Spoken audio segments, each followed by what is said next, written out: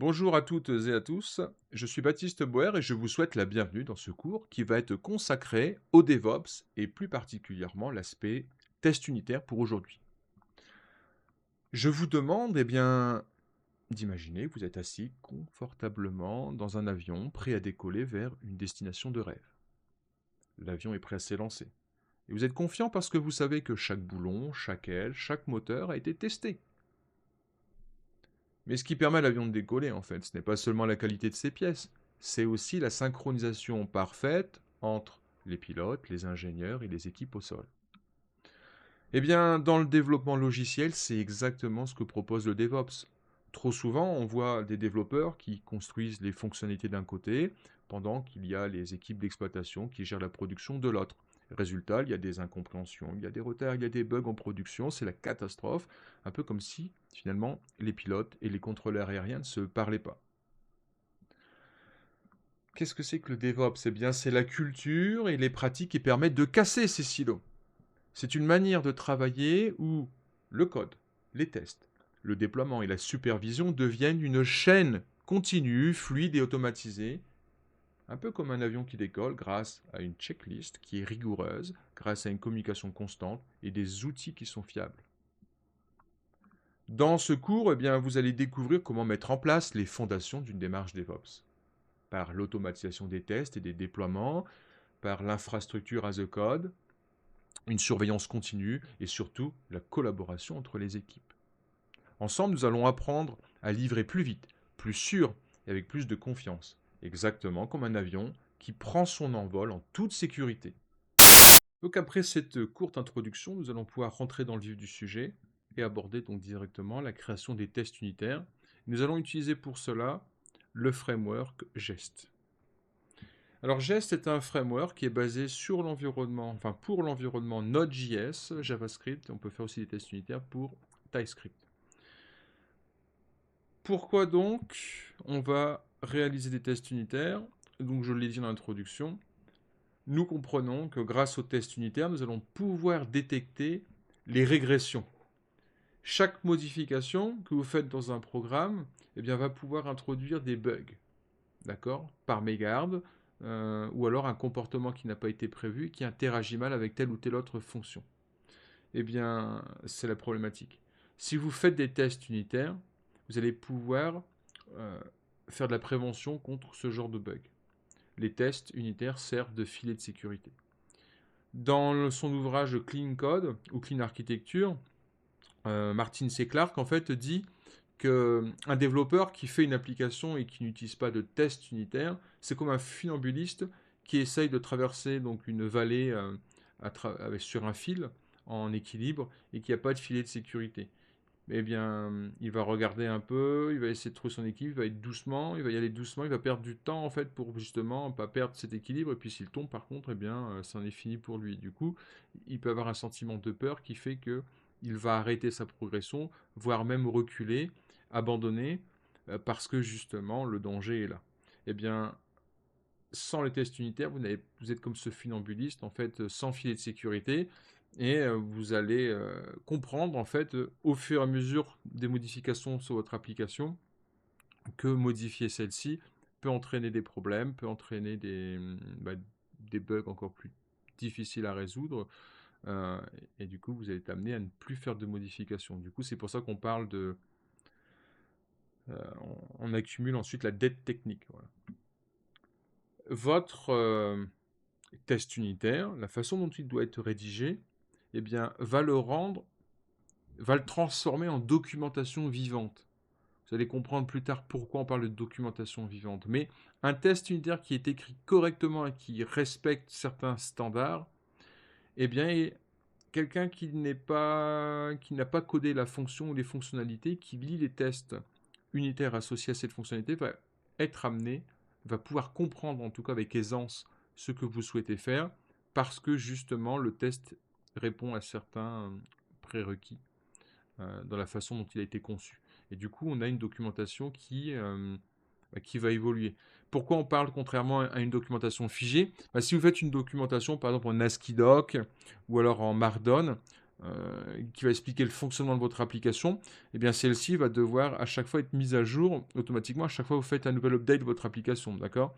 Ce qui veut dire qu'une fois que vous êtes sur une version de votre documentation, cette documentation elle est fichée parce que en attente que vous ayez fait la démarche de la mettre à jour. D'accord? Et souvent, eh bien, ça c'est fastidieux, ça prend du temps, on peut négliger cette partie. Si on a des tests unitaires qui sont correctement écrits, je reviens dessus, je me répète, mais vous aurez bien compris que ces tests unitaires deviennent une documentation vivante parce que forcément à chaque modification va induire un nouveau test unitaire ou une modification du test unitaire pour faire fonctionner votre application. Et du coup, automatiquement, c'est comme si on avait là en fait une documentation qui va évoluer en parallèle de votre application sans avoir à mettre à jour une documentation telle qu'un README ou autre. D'accord, vous avez bien compris ça. Donc attention, un test unitaire qui est correctement rédigé, qui respecte les standards, eh bien, fait office de documentation vivante. Donc en faisant attention à notre code, eh bien, on va être amené à améliorer la fiabilité de notre application. Et donc, ça va réduire les coûts de maintenance. Forcément, c'est fortement lié. Le design applicatif est beaucoup plus clair, parce que lorsqu'on écrit des tests, en fait, on venait inciter à respecter notamment les principes solides, et donc on va faire des fonctions qui sont beaucoup plus courtes. On va avoir une application plus modulaire, plus découplée. Donc, on a une architecture qui est moins condensée, avec des responsabilités moindres sur les fonctions ou les classes qui, sont, qui, font, qui donnent vie à votre application. Donc on a du coup un design qui est beaucoup plus clair. On n'a pas de grosses fonctions qui sont multifonctions en fait. Hein. D'accord. Donc ça rend le design d'application beaucoup plus clair et moins obscur à lire. On parle de refactoring en sécurité. Ça revient en fait au point numéro 1. Lorsqu'on fait une modification, qu'on veut améliorer le code d'une fonction, bien, on a peur parce qu'on se dit, mince, si je fais tel ajout, telle modification, tel refactoring, peut-être que ça va entraîner des bugs que je n'ai pas prévus, etc. Bah, si vous avez des tests unitaires, en fait, la question ne se pose pas. Parce que justement, vous allez faire la modification sur votre fonction, vous allez lancer le test unitaire associé à cette fonction-là. Si les tests passent, eh bien, vous avez réussi votre refactoring et votre fonction continue à faire ce pourquoi elle a été faite. Et en plus de ça, vous avez amélioré le code. Alors que si vous n'aviez pas les tests unitaires en garde-fou, eh bien, vous pourriez être amené, et à juste titre, d'accord, à être craintif sur les modifications que vous avez apportées à votre fonction. C'est normal. On fait une modification sur une vieille fonction peut-être qu'il y a 10 ans, 5 ans, qui a été rédigée en tout cas en arrière, et on se dit, mince, peut-être que cette fonction-là, finalement, va entraîner un dysfonctionnement ailleurs. Et bien avec les tests unitaires, justement, les tests unitaires, les tests d'intégration, on peut en tout cas limiter ce genre de problématique. Alors j'ai une question, enfin pas une question, deux exemples pour illustrer. Imaginez une fonction qui va calculer la TVA et par accident, la fonction a été modifiée et par exemple, il y a un plus au lieu d'une multiplication qui... non, il y a comment dire, oui, un plus qui a été remplacé par un opérateur de multiplication. Eh bien, si on ne fait pas les tests unitaires, on va se rendre compte de la problématique peut-être bien plus tard, et donc avec des conséquences qui peut être d'ordre financier, ou plutôt des clients qui se plaignent en fait d'un calcul erroné, en tout cas d'un tarif qui ne reflète pas peut-être ce qu'il y avait en produit, ce qu'il y avait sur les produits affichés. Donc la réputation, perte d'argent, etc. Vous voyez, donc les conséquences peuvent être assez désastreuses en fait en fonction de la nature de votre application. Et s'il y avait eu des tests unitaires, je me répète à chaque fois, mais c'est parce que c'est vraiment pour marteler dans vos esprits que le test unitaire n'est pas quelque chose qui est fait pour vous embêter. C'est une composante, c'est un outil qui est nécessaire pour vous permettre d'avoir du code de qualité et vous permettre eh bien, d'éviter des problèmes. Peut-être que vous avez l'impression de perdre du temps, mais en fait vous allez en gagner énormément dans le futur. L'exemple 2, on a une fonction par exemple qui calcule le total d'un panier sur un site d'e-commerce et dans la fonction, peut-être qu'il y a eu des tests qui ont été faits, hein, où on applique des réductions. On a oublié finalement, on a oublié d'enlever telle ou telle réduction pour faire le test. Et cette réduction persiste et du coup on a des tarifs aussi encore qui sont erronés. Alors que si on avait eu des tests, encore une fois, eh bien on aurait pu détecter facilement cet oubli dans notre fonction. Je vous encourage fortement à lire ces 2 ouvrages, au moins en tout cas les 2 premiers, Clean Architecture et Clean Code de Robert C. Martin. Alors ils abordent pas spécialement que les tests unitaires, ils abordent aussi la façon de programmer et la façon en fait d'architecturer son application. Clean Code est vraiment très bien écrit et très simple à comprendre, avec des exemples en fait qui, maintenant que vous avez un peu d'expérience dans la conception de logiciels, ça va tout de suite vous marquer. Et il rappelle un peu des fondamentaux sur la bonne manière et les bonnes pratiques pour écrire une bonne application. Par exemple, quelque chose de contre-intuitif, parce qu'on apprend toujours aux étudiants, on leur dit, quand vous faites du code, vous écrivez des commentaires. D'accord? Et c'est vrai, on a tendance à écrire des tartines de commentaires pour justement se dire, bah, si je reviens sur cette partie de programme-là dans 2 ans, en lisant les commentaires, je vais me rappeler de tout ce que j'ai fait. Eh bien, Robert C. Martin, par exemple, il dit que finalement, un bon code n'a pas besoin de commentaires. Pourquoi? Parce que dans ce qu'on appelle le bon code, il y a la bonne conception, la bonne logique derrière algorithmique, certes, mais il y a aussi le nommage des variables. Et combien d'applications voit-on avec des variables qui sont extrêmement mal nommées, qui ne sont pas assez explicites?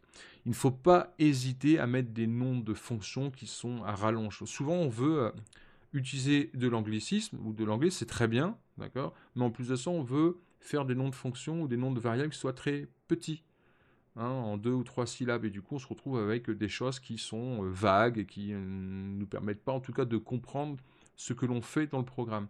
Eh bien, Robert C. Martin, lui, encourage le contraire et dit d'écrire, en fait, des noms de fonctions ou des noms de variables qui décrivent quasiment leur utilité.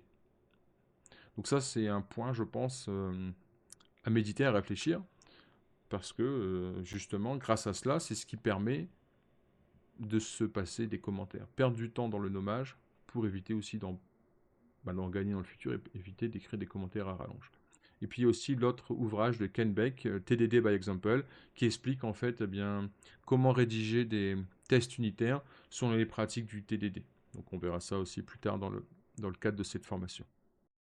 Nous allons pouvoir enfin conclure et répondre à cette question en 4 points. Les tests unitaires sont un excellent outil de conception qui va vous permettre de faire du code simple et évolutif. Économiquement, il n'y a pas mieux, c'est rentable. Quand vous avez de nombreux tests, rapides et nombreux, vous êtes bien parce qu'en fait, derrière, vous n'allez pas passer du temps à de la maintenance et peut-être dégager des compétences techniques qui auraient pu être dégagées dans de la recherche et du développement, dans de l'amélioration ou autre. C'est des ressources que vous n'allez pas utiliser, en tout cas, pour faire du débugage de choses qui ont été faites il y a 5, 6, 7, 8 ans. On a vu que les tests unitaires se comportent en fait, finalement, quand ils sont bien faits en tout cas, comme une documentation vivante qui ne se déprécie pas. Donc c'est bien mieux que des commentaires dans le code.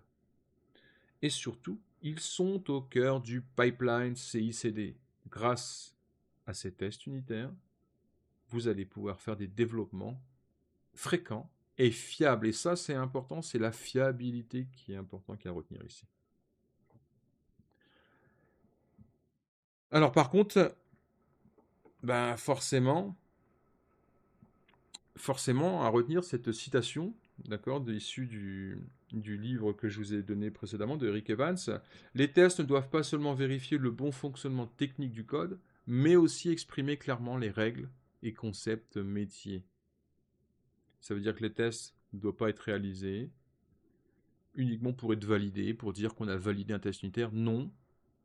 En lisant le test, on doit être capable justement de comprendre quelles sont les règles et les enjeux de votre métier, les concepts métiers ici derrière. Quelles sont ces règles? Eh bien, vous allez pouvoir le comprendre, d'accord, et l'exprimer à travers ces tests. Ce qui est nécessaire parce que si vous avez des nouveaux développeurs, par exemple, dans le futur, encore une fois, on revient à ce point qui dit que le test unitaire est une documentation vivante. Et bien, grâce à cela, n'importe quel développeur va pouvoir comprendre les enjeux, en tout cas, de votre application, les enjeux métiers. Alors, c'est quoi un bon test unitaire? Parce que si je vous dis, faites-moi un test unitaire, vous allez me faire un test unitaire. Vous allez prendre la documentation de gestes, vous allez voir un peu la syntaxe, vous avez vaguement compris à quoi ça servait un test unitaire, comment en faire peut-être. Vous allez me faire un test unitaire. Votre test unitaire, il va voir une anomalie, il va lever une exception.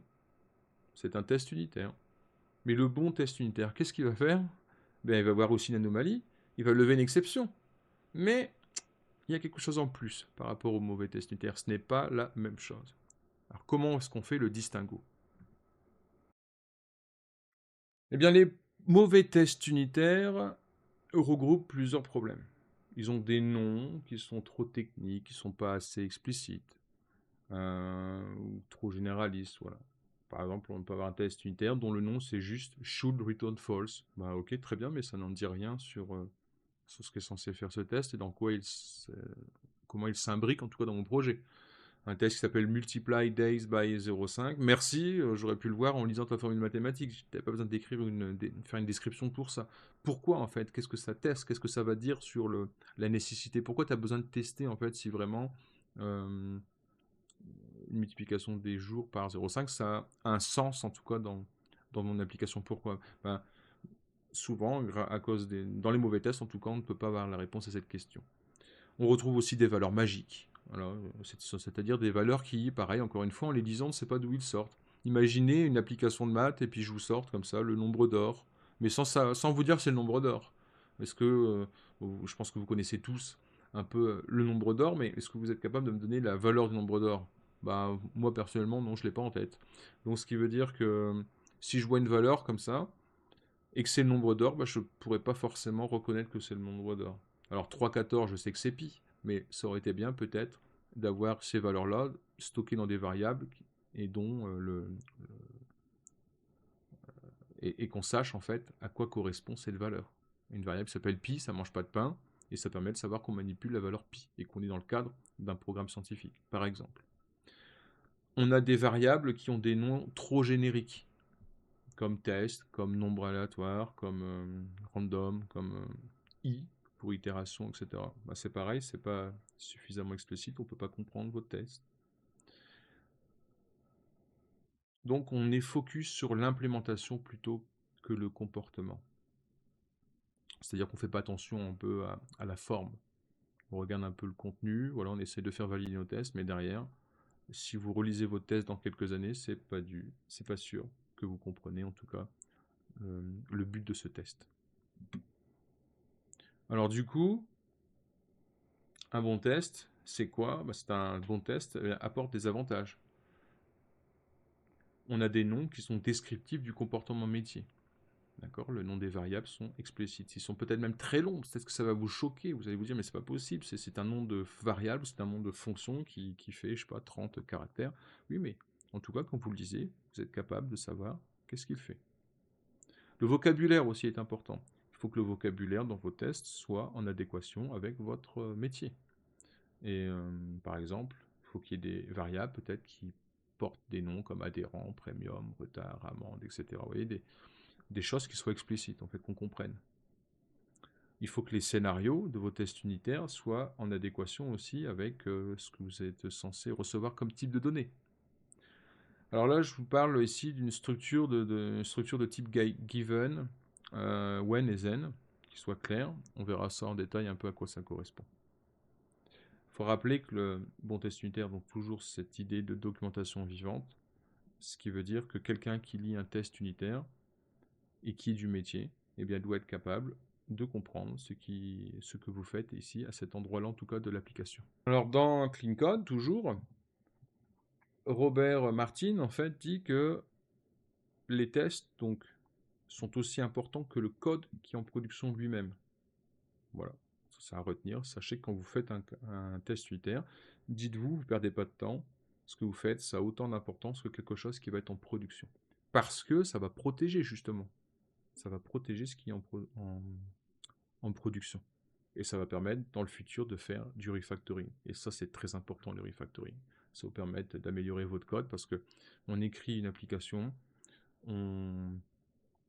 et peut-être que cette application-là, ben, finalement, au niveau de la manière de la développer, il va être nécessaire plus tard de faire du refactoring, de remodifier, de revoir un peu les algorithmes, et ben, vous allez pouvoir le faire, en tout cas sans crainte de tout casser. Lorsque l'on conçoit ces tests, eh bien, il faut avoir en tête les principes solides, notamment deux principes, qui est le single responsabilité, c'est-à-dire qu'il faut créer des petites fonctions et qui s'incluent dans des scénarios de tests qui sont clairs. Et ensuite, un autre principe qui est le dépendance injection, c'est-à-dire que dans vos tests unitaires, Il ne faut pas que dans le corps de vos tests unitaires, on ait accès directement à une API ou à une base de données. Non, ça ne fait pas partie des bonnes pratiques. Par contre, il faut penser à utiliser des injections de fake ou de mock, d'accord, pour simuler justement ces connexions et ces appels à ces API.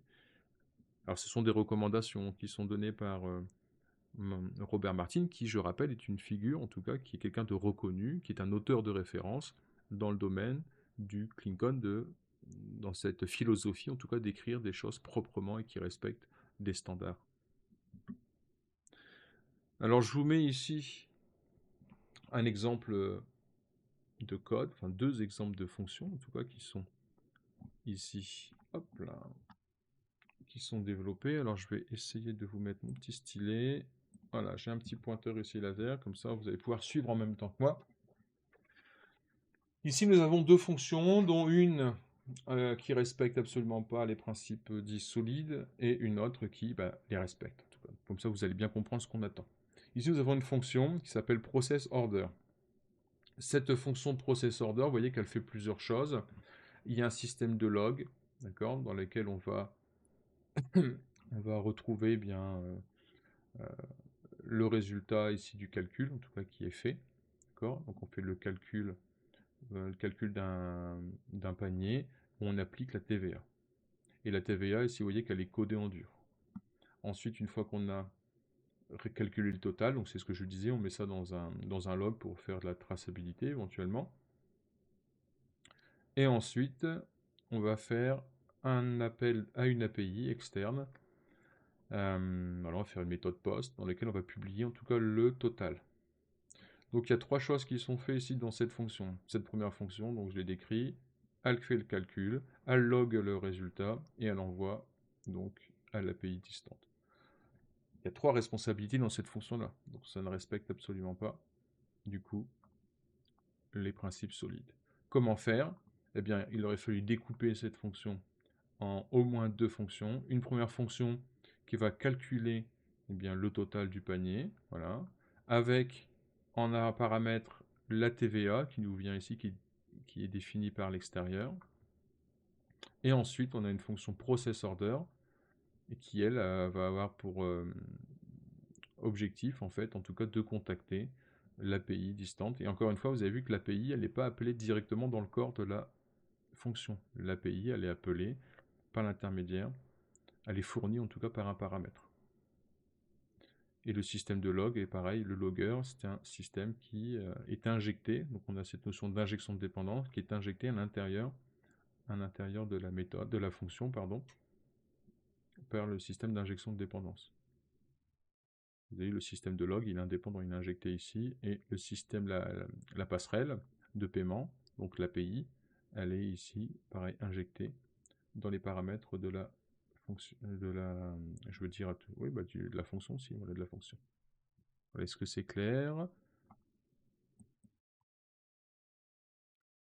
Toujours c'est Martin qui nous parle en fait de règles justement, les règles FIRST. C'est un acronyme qui va nous permettre en fait, c'est un guide, hein, d'accord, pour essayer de comprendre comment faire de bons tests unitaires qui respectent justement les bonnes pratiques du clean code. Le F de ces règles est pour fast, rapide.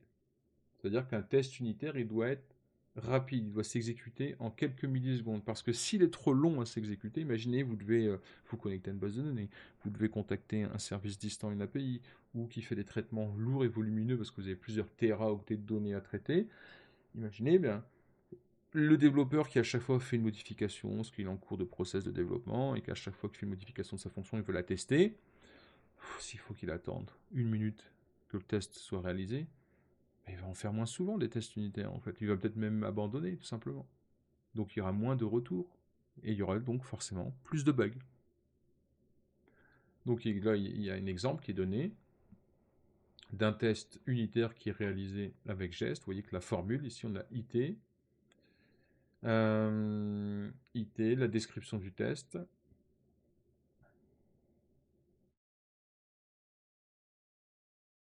Alors, donc ce qui ne va pas ici, c'est tout simplement que la rapidité du test dépend de la rapidité de connexion et de réponse de notre API distante. Donc ça va pas.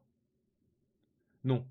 Pour faire un bon test, il faut que les fonctions que l'on va tester soient des fonctions dites fonctions pures. Alors peut-être que vous avez besoin de savoir et un rappel de ce que c'est qu'une fonction pure. Alors avant de faire le rappel, on va regarder l'exemple. On a une fonction qu'on va tester, la fonction add. On voit que cette fonction-là, en fait, elle prend deux paramètres, a et b, et on fait tout simplement un calcul. Donc c'est un bon test unitaire ici parce que derrière, le résultat, il est rapide et surtout déterministe. On ne dépend pas d'une valeur aléatoire quelconque ou autre. Parce que le test unitaire qui est plus haut, en fait, si jamais le service est down, on va lever une exception. Ok. Mais en fait, on va lever une exception. Pourquoi? Parce que notre application ne fait pas ce qu'on lui demande, ou parce que le service est down, vous voyez? Donc, c'est pas prédictif, c'est pas déterministe. Ça va dépendre d'un facteur extérieur. Ici, finalement, on n'a pas à tester, on ne dépend de rien, en fait. On fait l'addition, 2 plus 3, et ça fera toujours égal à 5, donc c'est déterministe. Et si demain, quelqu'un modifie le plus par une multiplication, on va avoir 2 fois 3 qui va être fait, ça va faire 6, et le test va lever une exception. D'accord? Alors, qu'est-ce que c'est qu'une fonction? Une fonction pure. Petit rappel, c'est une fonction en fait, qui respecte deux règles. Peu importe les entrées, à chaque fois qu'on a les mêmes entrées, une fonction pure donne le même résultat. Il n'y a pas d'aléatoire, il n'y a pas de dépendance avec le temps, il n'y a pas d'accès à un fichier ou à une base de données extérieure.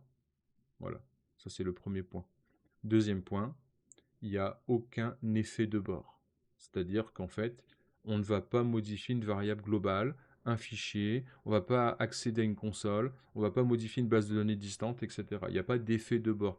Tout ce qu'on va modifier se situe à l'intérieur de la fonction. C'est-à-dire que si je passe en paramètre une variable dans ma fonction, cette variable-là, en fait, ne sera pas modifiée de l'extérieur, enfin de l'intérieur vers l'extérieur. On va avoir quelques petits exemples. Ici, est-ce qu'on a une fonction qui est pure ou pas? Vous voyez que j'ai un compteur qui est déclaré à l'extérieur de la fonction, et à l'intérieur de cette fonction-là, vous voyez, je fais une incrémentation. Donc on comprend que ici, counter, eh bien, il est égal à 0, mais quand je vais appeler ici, le console log va m'afficher 1. D'accord? Donc, ma fonction, il y a un gros effet de bord, parce que quand j'appelle cette fonction-là va avoir pour rôle de modifier une variable qui n'est pas à l'intérieur d'elle-même. Donc là, effet de bord, donc c'est pas une fonction pure.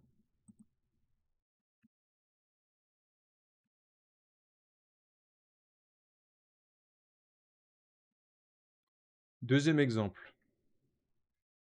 On a une fonction qui va multiplier x par lui-même. Fonction square. Donc, est-ce que nous avons affaire à une fonction pure? Eh bien, si j'appelle square 4, on aura 16. Si je l'appelle une deuxième fois, on aura toujours 16. Il n'y a pas de surprise ici. D'accord? C'est déterministe, c'est prédictif. Donc là, on a affaire à une fonction pure. Il n'y a même pas d'effet de bord non plus. Nous avons une autre fonction ici, addItem, qui prend en paramètre donc une liste de chaînes de caractères, et puis bien sûr un item. Alors qu'est-ce qu'on fait? Eh bien, on va retourner une nouvelle liste à chaque fois qu'on ajoute un item. C'est-à-dire qu'on prend la liste qui est passée en paramètre, et dans cette liste qui est passée en premier paramètre, on va lui ajouter l'item, et on va retourner donc un nouveau tableau. Donc là, il n'y a absolument aucun effet de bord. C'est-à-dire que si je prends ici fruit, avec un S, qui est un tableau de chaîne de caractères qui contient une entrée qui s'appelle pomme, que je vais créer donc, que je vais ajouter un nouvel item. Dans fruit, je vais mettre banane. Quelle va être la valeur de new fruit? Eh bien, new fruit va être égal à pomme et banane. Par contre, fruit va toujours être égal à tableau avec pomme dedans, il va être inchangé. Donc il n'y a pas d'effet de bord, donc c'est une fonction qui est pure ici. Nous avons ici affaire à une fonction roll dice qui va retourner une valeur aléatoire. C'est pas prévisible, on ne peut pas du coup la tester, donc c'est une fonction qui n'est pas pure. La fonction ici, save user. C'est une fonction pareille qui n'est pas pure. Pourquoi? Parce que derrière, on fait un appel à une base de données, on modifie une base de données qui est donc par définition à l'extérieur de notre fonction. Donc il y a un effet de bord, on modifie la BDD, donc ce n'est pas une fonction pure. Notre système de log ici, on a une fonction qui va faire un console log d'un message. Bah, c'est pareil, modification, appel de la console à l'extérieur, donc effet de bord. Donc voilà quelques petits exemples, j'espère que vous avez compris qu'est-ce que c'est qu'une fonction pure. Donc gardez toujours à l'esprit, dans vos tests unitaires, les fonctions que vous allez tester doivent être des fonctions pures. On va avoir une nouvelle lettre de l'acronyme FIRST maintenant, dans les concepts clés. Le I de FIRST, I comme indépendant. Donc chaque test, il doit pouvoir s'exécuter dans n'importe quel ordre. Il n'y a pas de dépendance à un test précédent. Il n'y a pas d'état global, d'accord? Ici à gauche, c'est un mauvais test. Pourquoi? Imaginez ici, vous avez donc un tableau de chaîne de caractères pour un panier, d'accord, sur un site de e-commerce ici. Et en fait, eh bien, on fait un effet de bord. Pourquoi? Parce que si je fais un car push et je rajoute mes pommes dedans. Et dans mon test unitaire, en fait, eh bien, on attend à ce que, vous voyez ici, je mets le descriptif de mon test unitaire, ici, test, un article au panier, et je vais ajouter ma pomme dans le tableau ici présent, et on va dire expect, on attend que la variable carte contienne une entrée qui se nomme pomme. Donc là, on peut se dire, ok, ça marche. Bah déjà, c'est pas bon parce qu'il y a un effet de bord. Voilà, il y a un effet de bord, on modifie à l'extérieur, mais bon, ça à la rigueur, c'est pas encore trop grave. Ensuite, on fait un deuxième test. On fait un deuxième test et on va reprendre variable carte et on va rajouter cette fois-ci les bananes. Et parce qu'on a fait le test, on a ajouté les pommes dedans, du coup on va faire un test où on s'attend à ce que dans notre panier, ici, on ait les pommes et ensuite la banane. Ça veut dire qu'il y a une dépendance au premier test. Il faut que le premier test ait été fait pour ajouter les pommes dans notre panier pour que le deuxième test, soit validé. Vous avez bien vu? Vous avez bien compris, j'espère? Donc, c'est pas valable parce que du coup, on ne peut pas réaliser ce test ici seul. Il faut à tout prix exécuter celui-là. Donc là, il y a un effet de dépendance. C'est pas bon puisque dans les bonnes pratiques, il nous faut que nos tests soient indépendants.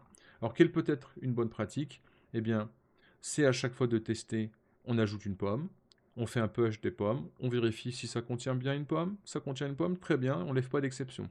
On rajoute notre banane, ajouter une banane, on refait exactement la même chose, ça contient une banane, c'est parfait, on est content. Les deux tests sont indépendants. Alors comment faire justement, puisque celle-ci, il y a une sorte d'effet, comme je vous l'ai dit, un effet de bord, on modifie une variable extérieure, eh bien il existe un mot-clé avec geste, mais en fait ça existe dans tous les frameworks, en fait peu importe que ce soit geste pour Node.js et TypeScript, dans tous les frameworks qui vous permettent d'écrire des tests unitaires, que ce soit sur Java, sur PHP, sur C, sur C++, eh bien, on a des petites fonctions qui vous permettent, par exemple, à chaque fois que vous allez exécuter un test, on va exécuter ce petit bout de code ici en amont. Ça va nous permettre de réinitialiser eh bien, des variables qu'on aurait déclarées juste avant.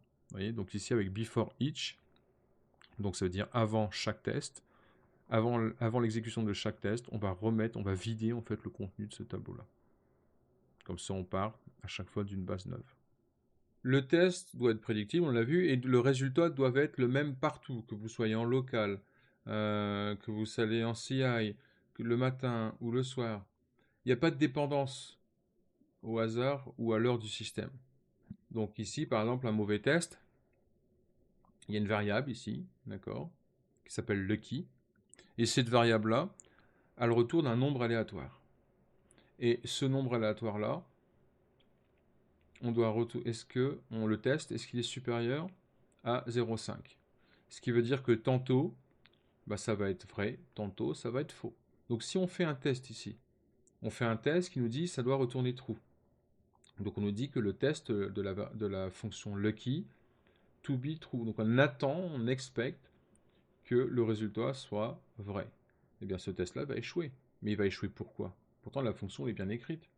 Là, il va échouer parce que parfois on va avoir vrai, parfois on va avoir faux. D'accord? Donc c'est une fonction, la fonction elle-même, elle est valable. Toutefois, le test est mal conçu. Donc comment est-ce qu'on peut faire pour améliorer tout ça? Une proposition, c'est par exemple de toujours créer une fonction lucky. Une fonction lucky qui va prendre en paramètre donc une fonction qui va retourner un nombre. Et cette fonction-là, on va la tester et on vérifie si la valeur qui a été générée par cette fonction-là qu'on a passée en paramètre, cette fonction-là va renvoyer quelque chose de supérieur à 0,5 ou pas. Donc, on crée notre premier test. On dit que ce test, on va déterminer si lucky, est-ce que c'est vrai que 0,9 est supérieur à 0,5. Donc il est déterministe, c'est-à-dire qu'on va passer dans lucky une méthode qui renvoie 0,9. Comme ça, on a prédit, on s'est affranchi en fait du random math où on ne peut pas justement tester la valeur en question. Mais on s'est dit, voilà, on va faire comme si qu'on avait eu une fonction aléatoire qui nous a renvoyé un 0,9. Et en fait, nous, ce qui nous intéresse, c'est pas de tester si la méthode de création de génération aléatoire fonctionne. Notre méthode est de tester le comportement ici de cette fonction. Donc, est-ce que quand le nombre aléatoire qui est généré est égal à 0,9, est-ce qu'on a true qui est retourné par lucky? Donc, on va pouvoir le tester. Et ensuite, on fait un autre test, par exemple, avec la fameuse méthode RND qui renvoie 0,1. Comme ça, on va pouvoir tester si oui ou non lucky renvoie true ou false dans un cas comme dans un autre. Enfin, dans un cas ou false dans un autre, pardon. Donc il faut toujours s'arranger pour que vos tests soient prédictibles. Ne dépendez pas, le résultat du test ne doit pas dépendre de quelque chose d'aléatoire. Le S de first pour self-validating, auto-validant. Donc, le résultat doit être clair. C'est binaire, c'est soit ça fonctionne, soit ça ne fonctionne pas. Et ça doit être rapide à observer. Il ne faut pas lire la console pour deviner si oui ou non le résultat est bon. Par exemple, un test qui n'est pas bon, c'est on va afficher par exemple notre fameuse méthode qui fait des additions, qui fait 2 plus 3. Est-ce que c'est égal à 5? Eh bien, si vous êtes amené, si vous devez regarder la console de votre application, de votre framework, enfin de votre console, pour vérifier ce que fait add 2, 3, on perd du temps, il faudra le dire, c'est inutile, c'est un mauvais test. Par contre, si vous utilisez justement là, les mots-clés expect, add 2, 3, .2b5, donc là on va réellement avoir quelque chose de visuel, on va avoir true ou false, et sur la console vous verrez, ça sera en rouge, ça sera écrit en rouge ou en vert si le test a échoué ou réussi. Le dernier point, le T pour timely, pour opportun. Donc le test doit être écrit au bon moment dans le cycle de développement. Si vous avez abordé une philosophie TDD, eh bien, il faut écrire un test qui soit avant d'écrire le code de la fonction. Et au minimum, sinon, c'est pendant l'implémentation. Mais il ne faut pas le faire après coup. Il ne faut pas dire je fais mon programme, je fais toutes mes fonctions, et ensuite, une fois que tout tourne, je fais mes tests unitaires. Non. Donc c'est soit vous utilisez une démarche TDD, c'est-à-dire que on part des tests qui échouent, et ensuite on va s'arranger à ce que ces tests passent au vert au fur et à mesure, on développe, ou alors on le fait sans parallèle, on écrit notre méthode, ensuite on fait le test unitaire, et puis on valide ou pas avant de faire l'intégration de cette fonction dans votre code. Donc, la démarche, je fais tout un module et je me dis on testera plus tard, c'est à bannir de votre esprit. Donc il y a la démarche un peu, vous savez, vous avez vu peut-être tout à l'heure dans les slides, red, green, refactor. Donc l'étape green, c'est par exemple l'étape red, pardon, rouge. Donc on fait un premier test, par exemple ici, quelque chose, une méthode grit qui renvoie hello Alice, et bien on fait un premier test qui va forcément renvoyer false parce qu'on ne l'a pas encore développé. Donc on aura une erreur.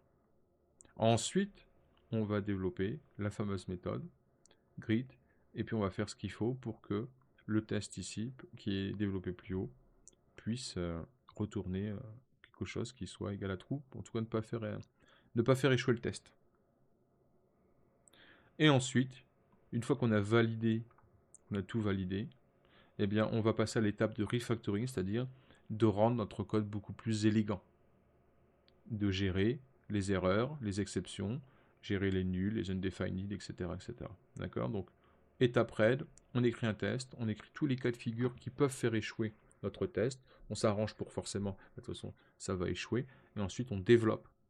Donc l'étape green, on développe donc la fonction pour faire en sorte que tous les voyants passent au vert. Et ensuite, on améliore notre fonction. Alors maintenant, la magie du montage. Vous avez vu apparaître ici donc un nouveau fichier qui s'appelle calcul helper parce que c'est pour la suite. J'ai déjà préparé un peu le travail en amont. Ça permet de gagner un peu de temps. Donc j'ai un fichier qui s'appelle calcul helper et qui contient en fait plusieurs opérations mathématiques. Les multiplications, le calcul des aires, le calcul des aires d'un carré, d'un rectangle, d'un triangle, d'un cercle et les calculs de puissance. Et ensuite, on fait l'exportation de ces fonctions. Alors, ce que je tiens ici à souligner, c'est au niveau du nommage des variables. Ils sont explicites. On ne se retrouve pas avec des noms de variables qui sont incompréhensibles pour quelqu'un qui n'a jamais fait de maths ou qui est un mathématicien. Si vous regardez certaines fonctions qui sont écrites par des scientifiques, qui vraiment sont vraiment dans leur jargon, bien souvent on n'y comprend rien parce qu'on se retrouve avec R d'un rectangle, avec X, Y, Z. Voilà. Donc c'est sûr que dans le cadre des nerfs d'un rectangle, on sait très bien ce que c'est. Mais là, en tout cas, en lisant ma fonction, eh bien, on n'a pas besoin d'être un mathématicien pour comprendre que le calcul de l'aire d'un rectangle, cette fonction attend deux entrées, deux paramètres, la longueur et la largeur du dit rectangle. Et qu'ensuite, on fait une multiplication de la longueur fois la largeur. D'accord? Donc, tout ça, c'est grâce au nommage explicite des variables. Il faut que vos variables, le nom des fonctions et le nom des variables, il faut que le plus possible, elles soient verbeux, parce que c'est comme cela que l'on va pouvoir comprendre votre code sans avoir à apprendre votre liste d'acronymes. Donc ça, c'est très important. En tout cas, c'est des recommandations que l'on retrouve dans Clean Code. Ça peut être contre-intuitif par rapport à ce qu'on vous a appris jusqu'à présent, mais si vous voulez respecter ces recommandations de créer un code propre, eh bien faites des noms de variables. Et si vous avez quelqu'un dans votre équipe qui vous dit, bah écoute, et qui se moque de vous, hein, qui vous dit, ah bah t'as vu le nom de ta variable, elle fait 3 km de long, et bien vous pouvez vous vanter, vous dire, bah écoutez, je respecte les standards préconisés par euh, C. Martin dans son ouvrage Clean Code. L'as-tu lu? Voilà, vous pouvez dire ça à votre collègue. L'as-tu lu cet ouvrage? Non, mais je t'invite à le lire. Peut-être que tu feras du code de qualité. Voilà. Donc, ce fichier donc a été créé et j'ai créé tout de suite ensuite le fichier calculhelper.test.js. J'ai fait les importations pour récupérer toutes les fonctions que l'on veut et j'ai préparé ce petit pattern ici. On va pouvoir commencer à tester. Donc je veux tester ma fonction multiplication. Donc rien d'extraordinaire ici.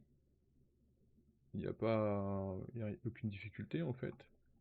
Donc je vais faire un test de la multiplication et ici je vais faire la multiplication 2, 3 par 4 et ça doit faire 12. Voilà, c'est l'occasion rêvée de réviser vos tables de multiplication. Et je vais mettre un expect ici, je vais tout de suite appeler la méthode multiplication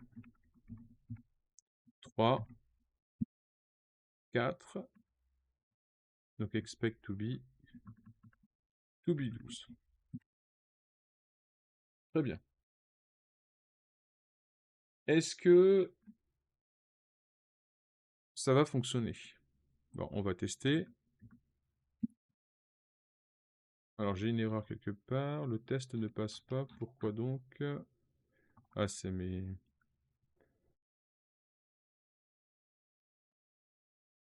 Supprimer ça.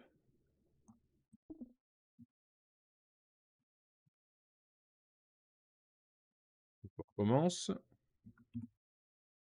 Voilà. Donc les tests passent.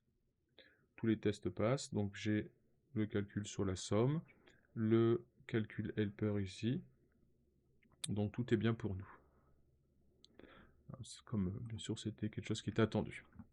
Alors maintenant, je vais attirer votre attention sur quelque chose. C'est au niveau de la syntaxe de ce test. Est-ce que pour vous c'est compréhensible? Bien sûr, vous allez me dire, ben oui, on lit la description, on sait qu'on fait une multiplication, on sait qu'on va tester justement par le libellé qu'on va faire la multiplication de 3 par 4 et que ça va faire 12, qu'on attend 12. Donc vous voyez ici, lorsque l'on a nos tests unitaires qui sont créés, Gest va aller chercher les fichiers test, tous les fichiers de notre projet. Mais il n'est pas en mode verbeux, c'est-à-dire qu'on a juste le rapport global des tests.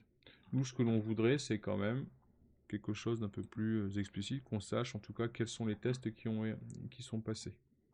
Ou pas d'ailleurs. Alors il va falloir qu'on crée ici un nouveau fichier de configuration que l'on va appeler gest.config.js. On met ça à la racine du projet, au même niveau que le package.json. Hop. Et on va copier cette ligne. Donc on va mettre verbose, le mode verbeux. C'est parti, on teste. Et là on voit bien que pour chacun des fichiers, Gest nous met le descriptif, et ensuite le libellé de chacun des tests. D'accord? Donc ça peut être bien pratique. Au début, en tout cas pour débugger vos tests, pour tester vos tests, puis après, une fois que vous serez en production et que vous saurez exactement où que vous en êtes, vous pourrez enlever le mode verbeux. Alors je voudrais attirer donc votre attention sur la rédaction de ce test ici. Voilà. Donc approchez-vous de l'écran, lisez-le et dites-moi si il vous convient et si on ne pourrait pas, par hasard en tout cas, l'améliorer, en tout cas améliorer sa lecture. Rappelez-vous, on veut que un test unitaire soit comme une documentation. Donc on veut comprendre ce qui se passe. Donc là, bien sûr, on comprend, parce que c'est nous qui avons créé les deux fonctions. Eh bien, peut-être qu'on peut utiliser ce qu'on appelle un pattern. Un pattern, c'est-à-dire, c'est une organisation du code qui va correspondre à une certaine logique. Hop, attendez, j'ai mon clavier qui s'est défait. Voilà. C'est un pattern on va suivre à chaque fois, et notamment le pattern nommé AAA. Alors, qu'est-ce que c'est que ce pattern AAA? Hop, je vous mets un petit commentaire ici. Le pattern AAA. Le premier A, c'est pour arrange. Le deuxième A, c'est pour act. Le troisième A, c'est pour assert. Je vous l'ai peut-être pas dit, mais une assertion, c'est ce que l'on appelle ici à la ligne 15, c'est-à-dire on exécute la méthode à tester, la fonction à tester, et on essaye de faire un comparatif avec ce que l'on attend comme résultat.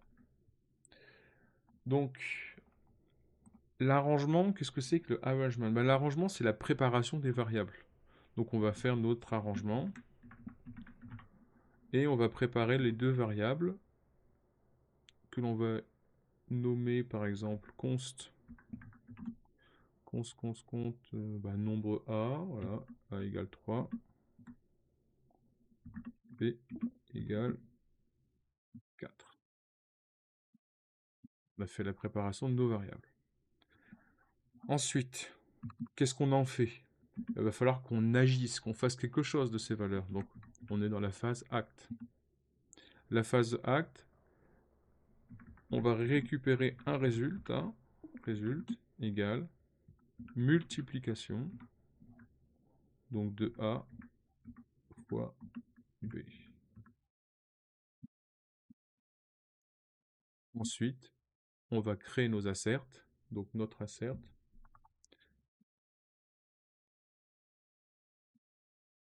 et puis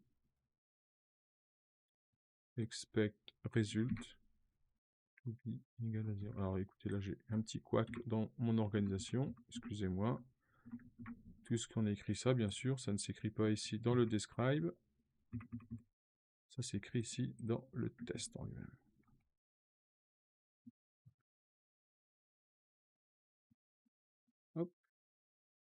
Hop. Donc là, on a exactement la même chose que ce qu'on avait. Sauf qu'au lieu de l'avoir écrit sur une ligne, on l'a écrit sur 3 lignes. C'est peut-être un peu plus consommateur de lignes, mais on a une sorte de documentation sur comment, eh bien, comment utiliser en tout cas cette... du premier coup d'œil, en tout cas, on sait ce que l'on va exploiter.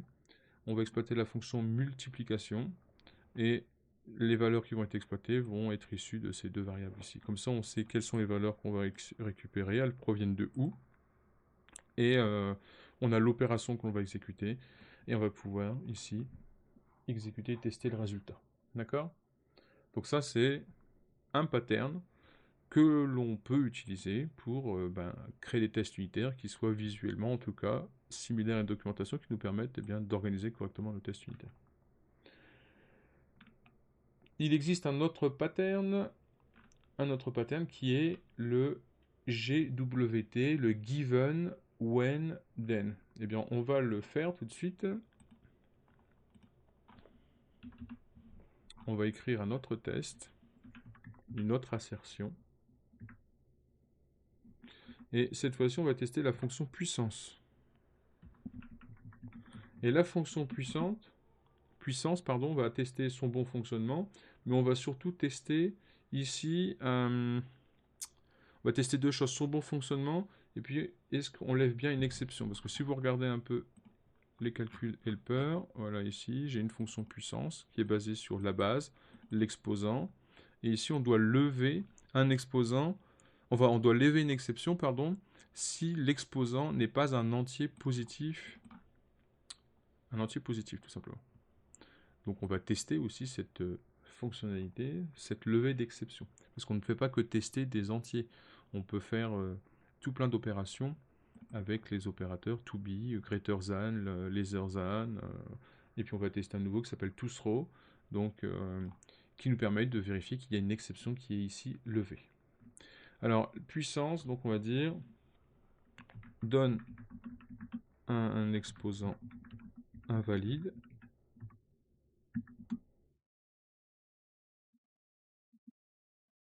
Nous devons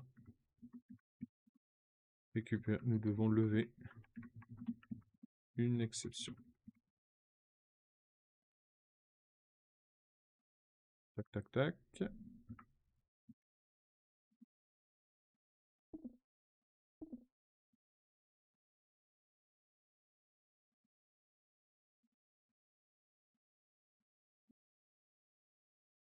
Donc on va exécuter ici donc la puissance, on va la ranger le résultat. Alors on va pas faire ça comme ça. Donc on a ici given qui va nous permettre eh bien d'initialiser nos variables, base et exposant. Ensuite on va créer une variable que je vais appeler act et qui va récupérer en fait une fonction anonyme qui va être chargée d'exécuter puissance de 2.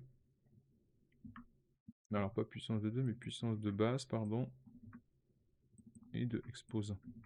Alors pourquoi je mets ça dans une fonction anonyme? C'est parce que pour la suite, d'habitude on mettait expect, notre assertion, expect et le résultat directement, mais là comme on va lever une exception, eh bien gest a besoin que l'exception soit levée dans le cadre d'une fonction qui lui est passée en paramètre. Du coup, act devient une fonction qui va exécuter puissance base exposant.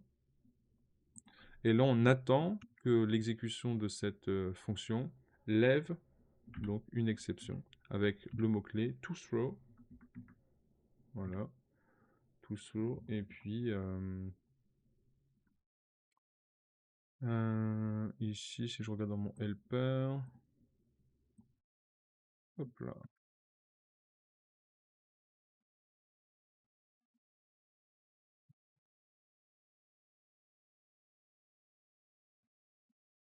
Donc je propose qu'on aille vérifier tout ça.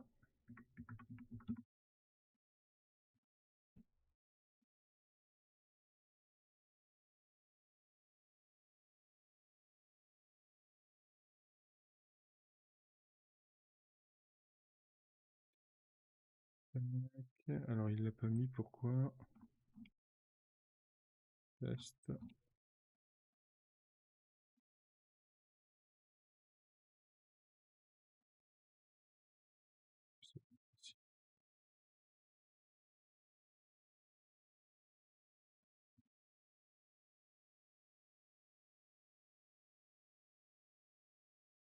Ok. Donc ça fonctionnait. Enfin, on ne l'avait pas parce que on l'avait pas mis dans un label de description. Donc, dans la description.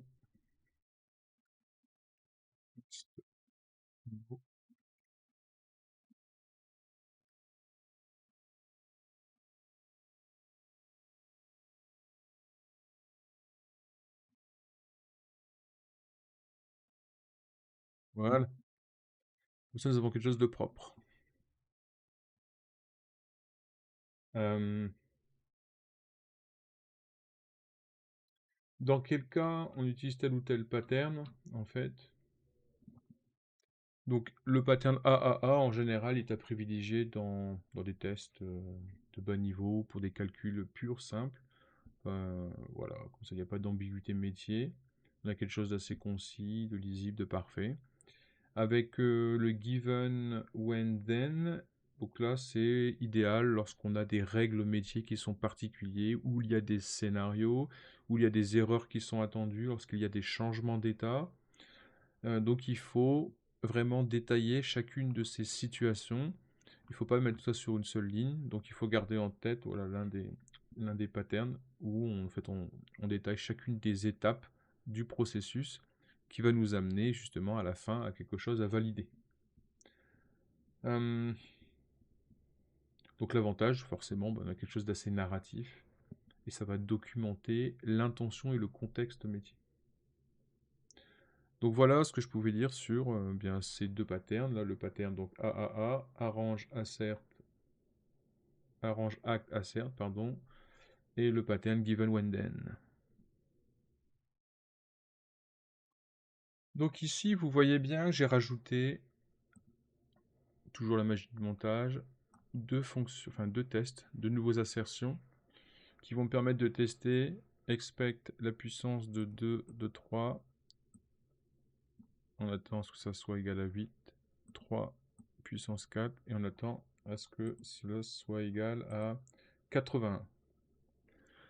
Imaginez que vous ayez comme ça plusieurs valeurs comme ça à tester d'affilée. Là j'en ai mis deux, mais ça peut être des dizaines. Ça peut être assez pénible, d'accord, à réaliser.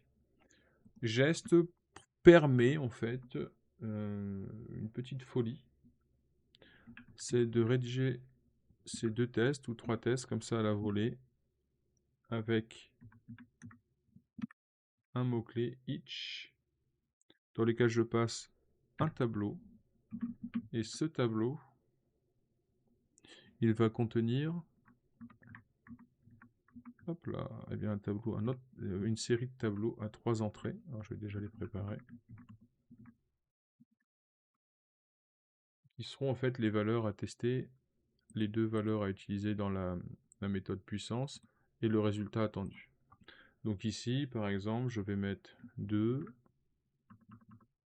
3 et 8. 2, 3, 8. Ah pardon, c'était dans un seul tableau, excusez-moi. 2, 3, 2, 3 et 8. Alors,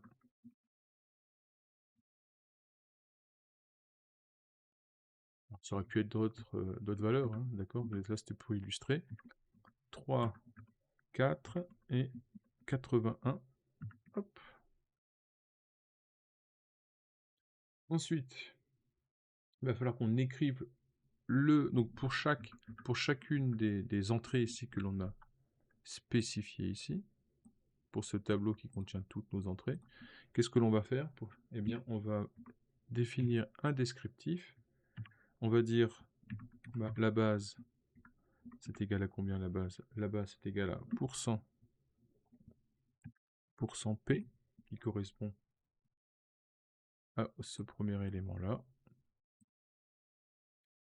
Donc le P c'est pour placeholder, d'accord? C'est-à-dire qu'ils vont être remplacés, les pourcentages P vont être remplacés par les valeurs lues pour chacune des itérations.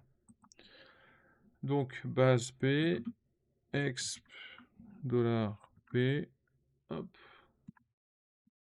Et ensuite ça donne pour résultat dollar, pas le dollar, le pourcentage, pardon. Voilà, on a écrit le descriptif ici. Ensuite on attend la fonction de callback.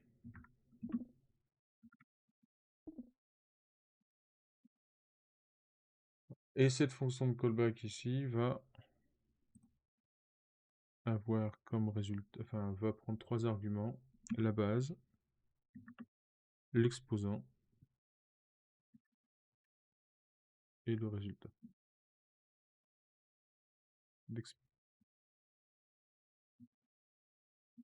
Ensuite, je vais pouvoir écrire mon résultat, const résultat égale puissance B E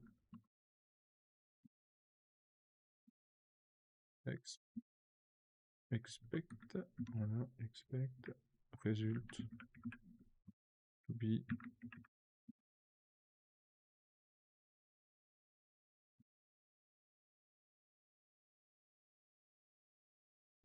donc je résume si c'est pas clair. Je prends donc une assertion. Pour cette assertion-là, je vais lui injecter un tableau qui va contenir plusieurs valeurs. Donc là, ici, c'est un tableau de valeurs, mais vous pouvez mettre ce que vous voulez après. D'accord? Donc en tout cas, on lui injecte un tableau. Dans ce tableau-là, j'ai décidé de lui injecter un tableau de valeurs. En tout cas, qui va contenir l'exposant, enfin la base, l'exposant et le résultat. Voilà. Ensuite, je vais mettre un descriptif.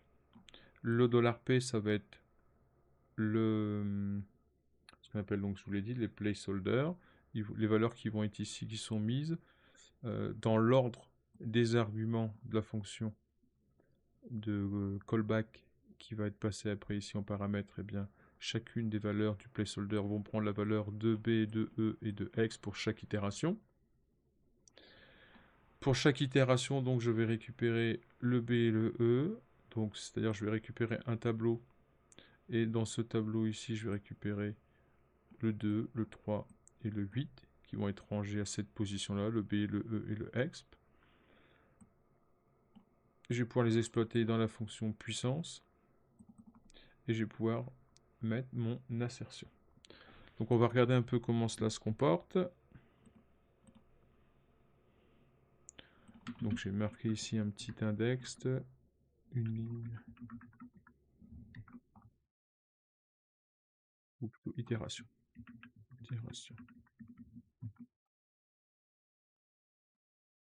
Hop, je lance le test, tac tac tac. Donc on a bien le même résultat, 2 exposant 3 est égal à 8, 3 exposant 4 est égal à 80. Et voilà. Ça nous a permis en fait de pouvoir tester sur différentes valeurs en une seule ligne, sur un seul test, différentes valeurs pour. Donc voilà pour ces quelques démonstrations de code. Maintenant, on va passer à un petit résumé des bonnes pratiques pour nous rafraîchir la mémoire. Hop. Donc, un test est égal à un comportement que l'on va. Un test, voilà, on teste un seul comportement dans un test. Donc ici, je le rappelle, ici il y a IT dans mon exemple qui était donné. IT, ça équivaut à test, d'accord? Ça se lit IT. En fait, il y a deux écoles. Il y a ceux qui préfèrent utiliser le mot-clé test parce qu'il serait plus, lisible. D'autres préfèrent utiliser it parce qu'ils utilisent des verbes en introduction dans, dans la description des tests et du coup ils peuvent lire par exemple it, describe, it supposed to be, voilà. Mais en tout cas, it est un alias de test, donc ça fait exactement la même chose dans geste. Donc ici, l'exemple ici que l'on voit, on a quelque chose de mauvais parce que l'on fait plusieurs tests, on fait plusieurs choses dans ce test, alors que nous, ce que l'on veut, c'est avoir un seul comportement. Ensuite, hop, il faut que les noms soient explicites et lisibles par un non-expert. Par exemple, on préfère quelque chose qui ressemble à Should apply gold discount of 10% plutôt que test 1. D'accord, c'est trop vague. Ça ne veut rien dire. Donc on préfère quelque chose de plus long. Comme ça, en un seul coup d'œil, on peut lire. Même si on se moque de vous, et en tout cas, vous avez créé un test qui est complètement verbeux et complètement lisible, telle une documentation vivante. Isolation. Donc, pas d'input-output, c'est-à-dire qu'il ne faut pas que vos tests puissent directement aller lire quelque chose sur le réseau, les lire un disque, lire une base de données. On ne fait pas ça dans un test unitaire. On utilise ce qu'on appelle des fakes pour simuler un appel à une API. On récupère la signature éventuellement de la réponse de l'API ou la réponse de la... Ouais, c'est aussi la signature de la réponse de l'API. On l'utilise, on verra ça après. Mais on n'appelle pas directement notre API. Ce n'est pas bien. Par exemple ici, on a, admettons, une fausse fonction qui va aller sur une plateforme gateway pour aller quelque chose pour faire du paiement, pour dire si le paiement a bien été fait. Eh bien, on simule ici, on passe un objet qui correspond à la réponse qu'on va recevoir de notre API. Et comme ça, on va pouvoir injecter cette fausse signature dans notre assertion pour vérifier si à partir de cette signature-là, on a bien le comportement que l'on attend. Sous la seconde, la vitesse d'exécution d'un test doit être rapide. Si c'est trop long, le test ne sera jamais répété. Donc, il ne faut absolument pas que vos tests puissent excéder la minute. Oui, enfin déjà la minute, oui, ça c'est sûr. En tout cas la seconde.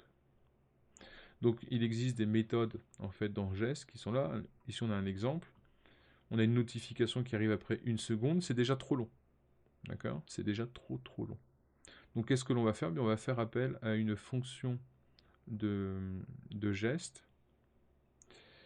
On va utiliser un timeout pour simuler le temps avec la réponse à la promesse, etc.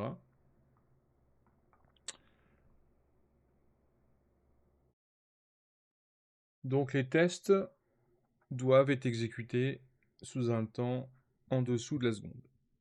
Sinon, ils ne seront jamais exécutés, ils ne seront pas faits souvent. S'il faut attendre à chaque fois 1 seconde, 2 secondes, 3 secondes à chaque fois pour répéter ce test, puis imaginez vous avez 10 tests qui à chaque fois bien mettent 1 seconde pour s'exécuter, ça fait 10 secondes de perdu. Vous voyez, attendre 10 secondes comme ça. On va le faire.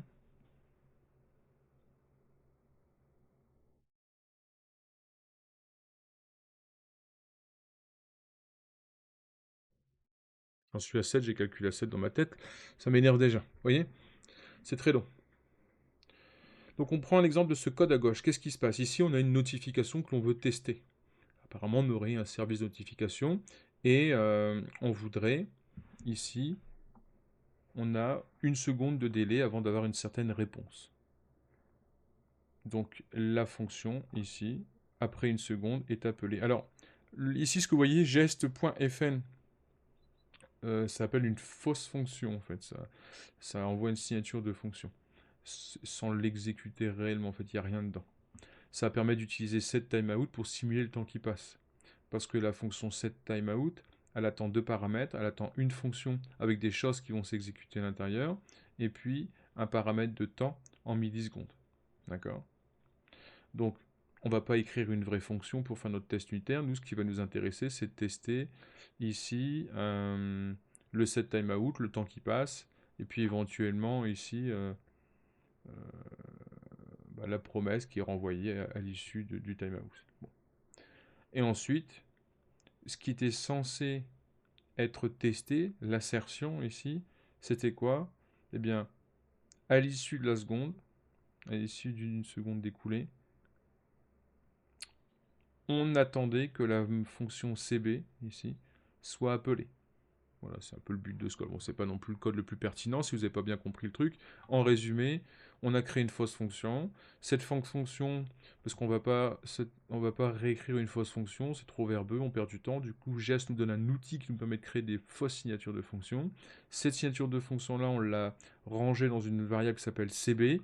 Et en tout cas, avec le set timeout, eh bien, à l'issue de 1 seconde, on est censé avoir la fonction ici, CB qui est appelée après 1 seconde.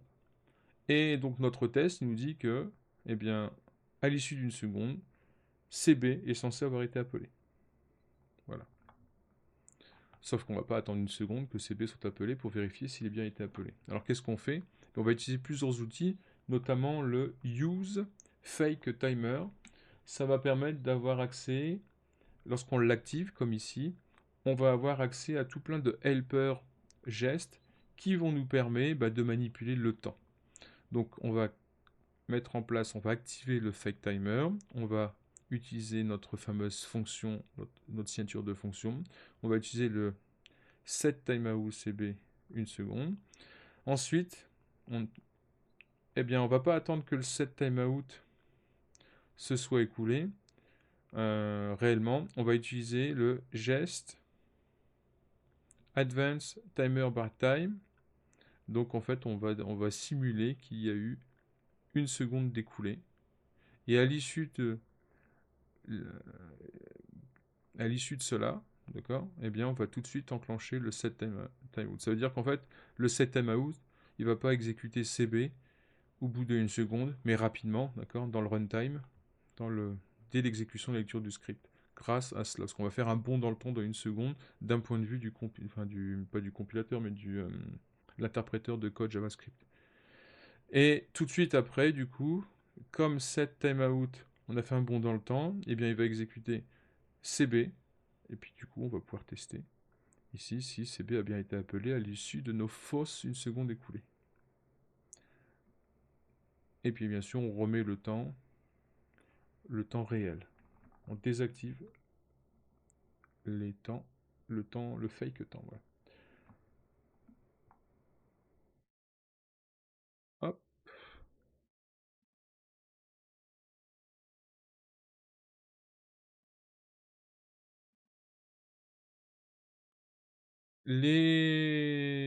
L'indépendance. Donc c'est-à-dire que les tests, bon, on l'a dit, je pense que ça a été clairement explicite, vous avez bien compris.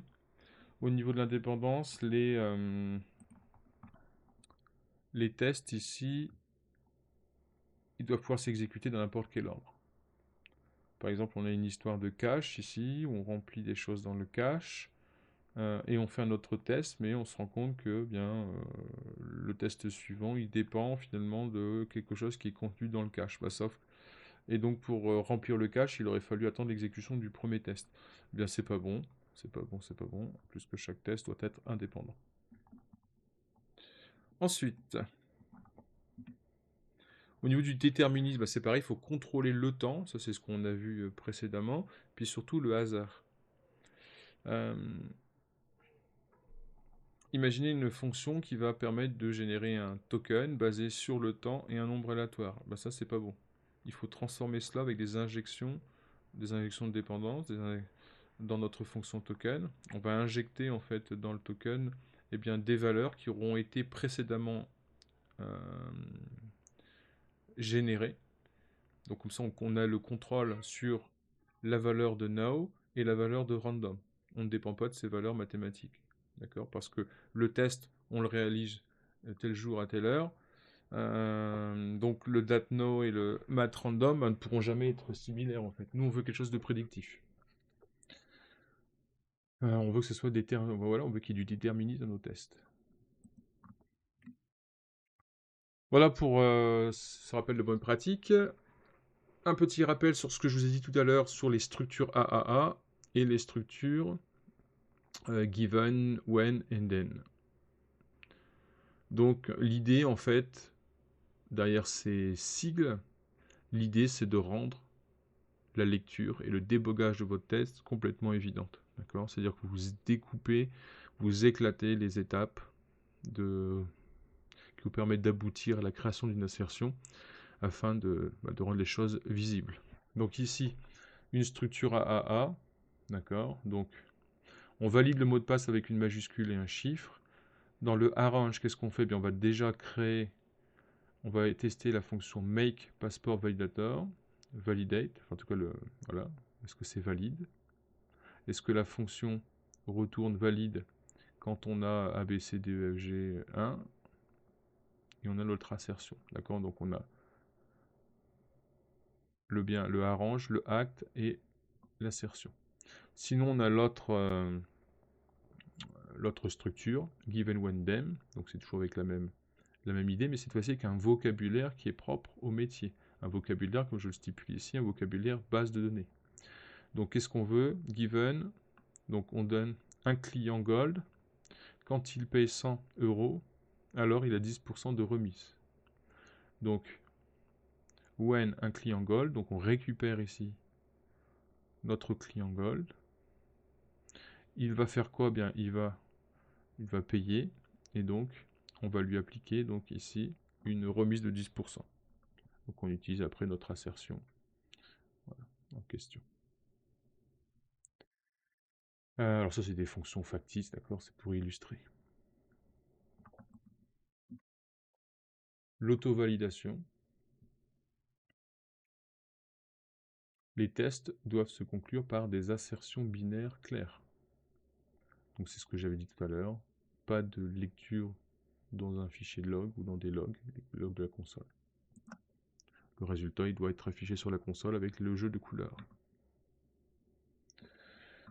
Donc ça on les avait tout à l'heure. Voilà.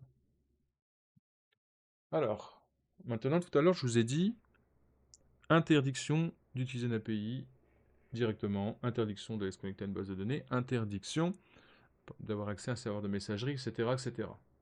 C'est-à-dire qu'il faut simuler, d'accord, les appels aux API, aux bases de données, etc.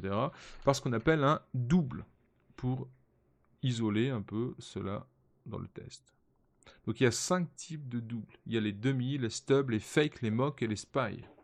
Donc qu'est-ce que c'est qu'un demi? Un demi, mon accent anglais est peut-être pas forcément bon sur celui-ci, peut-être même pour les restes non plus. C'est un objet factice qui est jamais utilisé. Parfois on veut tester une fonction et puis il y a un paramètre, il y a un objet qui est attendu en paramètre, mais il ne nous sert pas ici en tout cas pour ce test-là. Mais en tout cas pour le bon fonctionnement de la fonction, on attend un objet qui ait une certaine structure. Et bien on va utiliser un dummy pour... c'est comme un mannequin, vous savez, on appelle ça les dummies, les mannequins qui est dans les voitures pour tester les airbags, etc.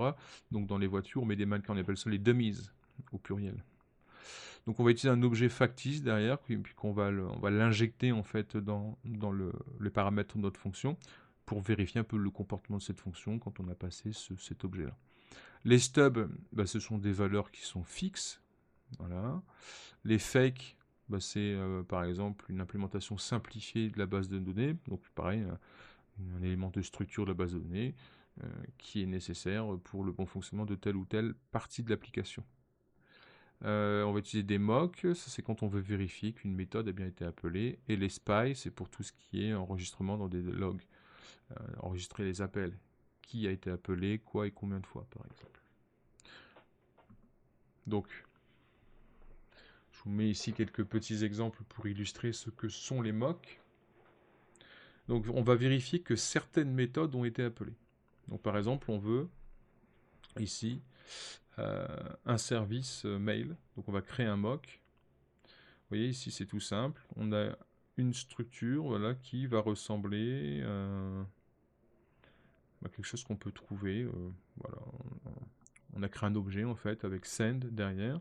Avec gest, on a créé une fausse fonction qui va retourner une fausse valeur true. Donc send true. Voilà. Et ensuite, on va pouvoir utiliser notre fonction notify. On a la réponse ici et on a le hello. Et puis comme ça, on va pouvoir avoir testé bien combien est-ce que l'objet ici mock send a bien été appelé avec la méthode hello. Ça c'est pour si jamais vous voulez vérifier que tel ou tel bout de code exécute bien tel ou tel autre bout de code à partir de tel ou tel autre appel. Donc on aura d'autres exemples peut-être plus pertinents pour la suite.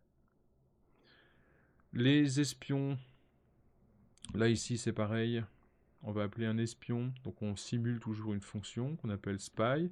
Dans cette fonction spy, on va lui mettre un argument 1, un argument 2. Donc vous voyez qu'on appelle une fois, deux fois notre méthode ici. Et donc on va mettre voilà, expect spy. Il a été appelé deux fois. Donc est-ce que le fonctionnement de spy, la méthode de spy a bien été utilisée deux fois? Donc ça va répondre true ou false. Et ensuite on a aussi autre chose. Est-ce que il y a bien l'argument qui a été intégré dans les paramètres de spy? Est-ce que arg1 a bien été intégré à la fonction spy lorsqu'elle a été appelée? Donc comme ça on va pouvoir faire des tests pour loguer le fonctionnement et le comportement de notre application correctement. On peut avoir des valeurs prédéfinies. Tac, tac, tac. Alors ici, pareil, on a un service fictif de mail avec une fonction de notification. Donc on va utiliser ici retourne true si le stub renvoie true. Alors le stub en question, voilà, c'est ce qu'on appelle le stub ici.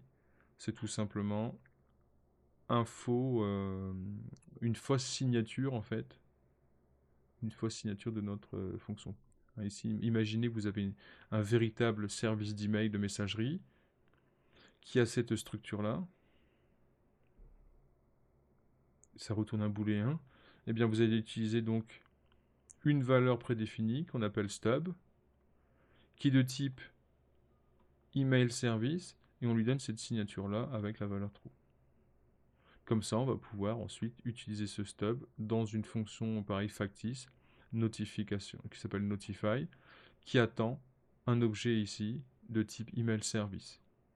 Et comme ça, en fait, on va pouvoir utiliser notre stub, donc notre fausse valeur, pour tester si derrière, en utilisant l'email service avec I, on a bien une réponse qui est de type true, par exemple.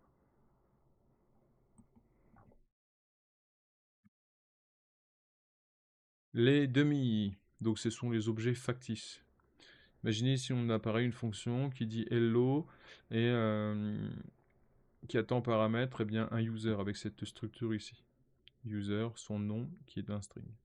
Et puis la fonction, ici elle dit hello, elle retourne hello, une chaîne de caractères, hello, et qui retourne le user.name.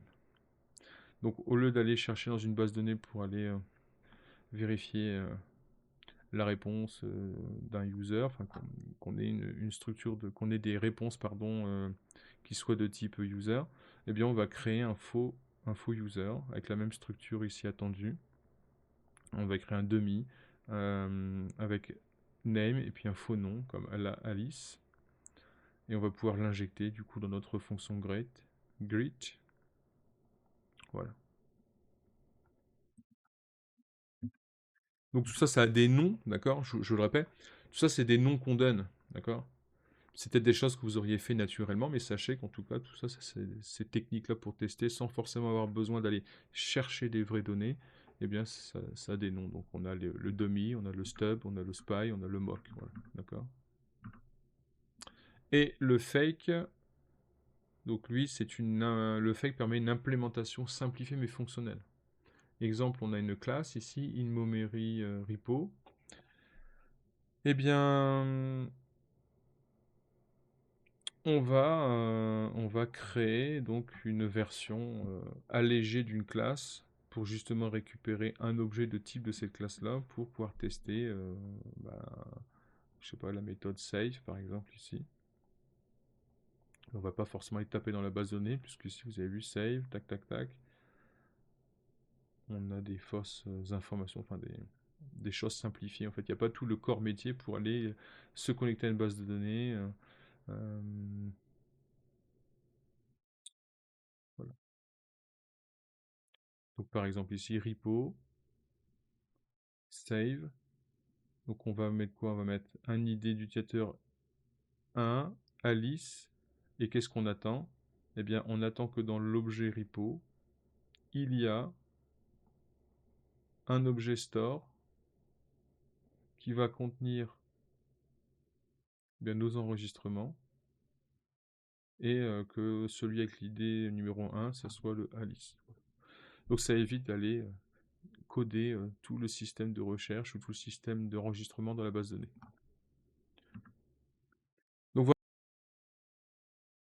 voudrais vous réexpliquer un peu ces histoires de patterns avec les dummies, les fakers, les mocks, etc. avec des exemples peut-être un peu plus parlants, un peu plus pédagogiques. Alors écoutez, on va prendre tout ça, on va créer des fonctions. Je vais toutes les regrouper en fait dans ce fichier pattern.js. Et donc on va imaginer une fonction réveil. D'accord? C'est une fonction de réveil et au bout de 8 heures, cette fonction-là, elle va déclencher donc une fonction, elle va appeler une fonction. Donc on aura passé son argument, c'est la fonction de callback. D'accord? Ça, je pense que c'est du JavaScript, vous comprenez donc cette situation. Eh bien, je vais faire un test en utilisant donc un fake timer. Pourquoi? Parce que si j'appelle dans mon test ma fonction réveil, ici, eh bien, je vais devoir attendre 8 heures pour que mon test puisse s'exécuter, se finir. On n'a pas envie que le test mette 8 heures à s'exécuter, n'est-ce pas? Donc, on va déclarer ici un fake timer. On va simuler une fausse fonction qui va être passée en argument de réveil, parce qu'en fait, nous, ce que l'on va tester, c'est pas forcément la fonction de callback elle-même, c'est juste la fonction réveil. On veut juste savoir si elle appelle bien la fonction callback à l'issue de ces 8 heures. Donc, on va créer une fausse fonction que l'on va injecter dans notre fonction réveil ici. Et ensuite, on va avancer dans le temps, on va avancer de 8 heures. Et automatiquement, ça va trigger, ça va déclencher en fait l'exécution du callback, puisque le timeout ici, il va être considéré comme achevé. D'accord? Et puis on peut faire un test. On peut dire qu'on attend que la fonction sonnerie, elle soit appelée. Donc là, c'est un premier test qui utilise donc un faker, donc une fake donnée temporelle. Dans notre autre exemple, nous allons étudier le fake qui est la copie simplifiée. Le fake, c'est une version en fait fonctionnelle mais simplifiée d'une vraie dépendance. Imaginez que vous ayez un service qui se connecte à une base de données et ce service-là possède plein de méthodes qui nous permettent de faire des sauvegardes sur la base de données ou de faire des recherches à partir de certains paramètres dans cette base de données. Bon, on ne va pas, en tout cas, utiliser ce vrai service de database. Pourquoi? Parce que ça voudrait dire qu'il faudrait se connecter à la database, ce que l'on refuse. Et puis on ne veut pas non plus importer toute la classe dans nos tests unitaires. On veut juste tester à un moment donné un comportement. Donc ce que l'on va faire, c'est qu'on va créer donc une version simplifiée de notre objet qui va gérer la base de données et les services de save et de sauvegarde et puis de recherche dans la base de données. Donc on va créer tout simplement une fausse base de données. Donc là, on initialise donc dans le constructeur data qui va symboliser la donnée qu'on a été chercher dans la base de données ou que l'on veut stocker dans la base de données. Et on s'arrange bien sûr pour que la structure en fait qu'on va trouver ici soit la même structure que l'on va exploiter dans notre vrai objet. D'accord? Donc il faut toujours être cohérent avec la structure de données, c'est très important. Donc c'est-à-dire qu'il faut connaître comment on communique avec notre base de données, qu'est-ce qu'elle nous envoie comme données et qu'est-ce que nous on doit lui envoyer sous quel format pour pouvoir le reproduire de façon simplifiée. D'accord? Ça c'est très important. Et ensuite à partir de là, eh bien, on va pouvoir faire différents tests. Alors quel est l'intérêt ici? Eh bien, bon là c'est un exemple, mais on peut être amené à manipuler, on peut avoir des tests à faire avec des objets en fait qui vont récupérer des données, comment on appelle ça dans l'environnement, des modèles. Voilà, on peut récupérer des objets, des modèles ou des repositories. Et on peut donc, à l'intérieur de ces repositories, simuler le fait qu'il y a eu une communication avec une base de données et dans laquelle il a été stocké de la donnée. Et comme ça, grâce à ce fake, on va pouvoir lire, on va pouvoir vérifier si nos autres fonctions qui vont manipuler les données vont les manipuler. Donc nous allons travailler ici avec le mock, c'est une sorte d'acteur, c'est comme un stub, mais en plus de ça, on va vérifier en fait comment il a été utilisé, combien de fois il a été appelé et avec quels arguments. D'accord? Donc ici, par exemple, on utilise un MOG, c'est-à-dire que on veut éventuellement vérifier qu'un mail a été envoyé. Donc, au lieu d'utiliser le service email complet, eh bien, encore une fois, on va simuler la signature de notre service email pour ensuite tester, vérifier si le service a bien été envoyé et avec quelle méthode.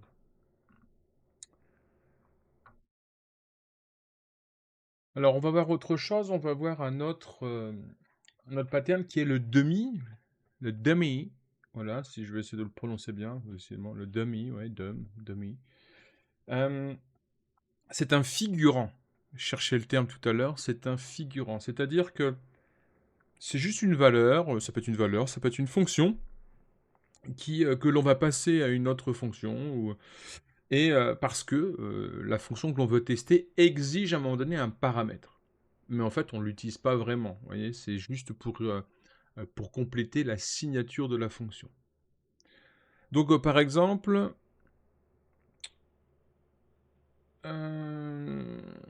on a ici une fonction qui s'appelle dire bonjour, et elle retourne bonjour avec le nom qu'on a passé en paramètre, et puis il y a un logger, on peut imaginer qu'il y a un logger pour comment dire, remplir un registre de toutes les personnes que l'on a rencontrées ou à qui on a dit bonjour, voilà. Mais nous, en fait, on va faire un test, on va juste tester le retour de la fonction dire bonjour, en fonction de nom. Donc on n'a pas besoin du logger actuellement, d'accord. Donc le problème, c'est que dire bonjour exige un logger. On ne va pas réécrire une fonction bonjour qui se dispense du logger. Non. Ce que l'on va faire, en fait, on va créer un dummy, c'est-à-dire qu'on va créer donc un dummy logger qui va être initialisé avec, par exemple, soit un nul, soit avec jest.fn, qui est une fonction, qui est une signature d'une fonction qui sera vide ici. Et ensuite, notre dummy logger, on va pouvoir l'injecter dans la fonction dire bonjour. Et donc dire bonjour, toutes les conditions en fait seront réunies. On aura dire bonjour Alice, plus le logger qui sera intégré.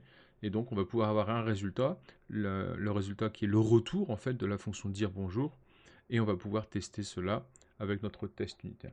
Donc voilà le dummy.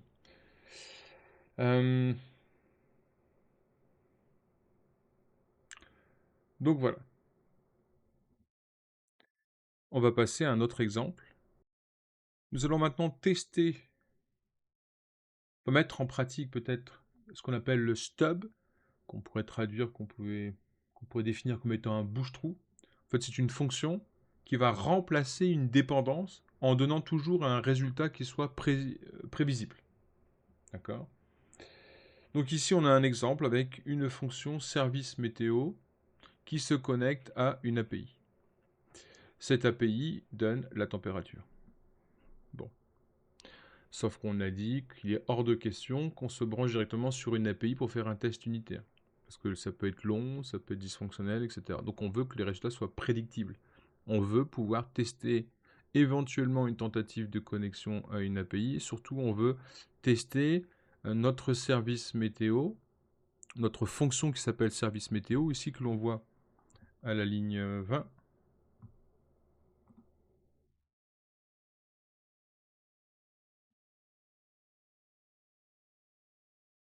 Là, on voit la ligne 20, pardon, j'ai bugué parce que j'étais en train de me demander si j'enregistrais bien.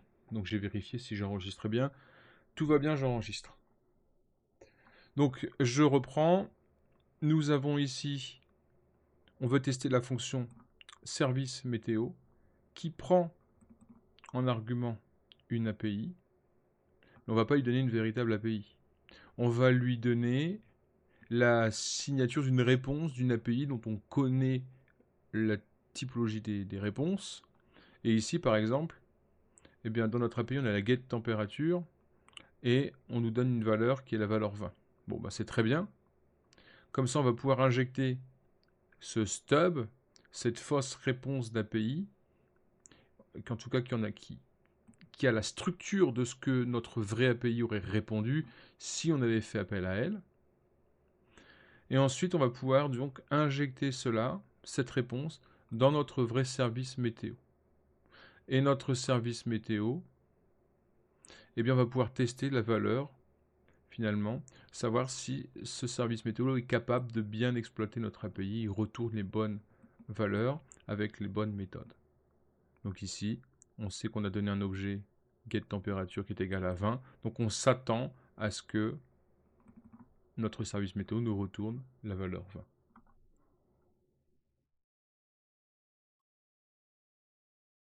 L'autre type, c'est ce qu'on appelle le spy, l'espion. En fait, il va observer une vraie fonction, une méthode. Il laisse tourner son implémentation, mais il va garder une trace des appels à celle-ci.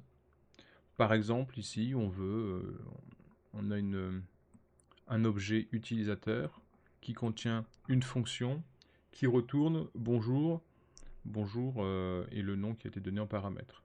Donc nous, ce que l'on veut finalement vérifier, c'est uniquement si notre espion, enfin on veut vérifier si lorsqu'on on a appelé dire bonjour,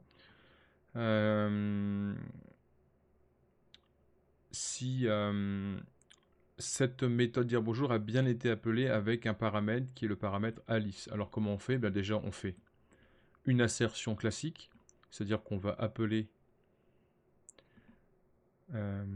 utilisateur. Alors en fait on va déclarer, pardon, excusez-moi, j'ai raté une étape.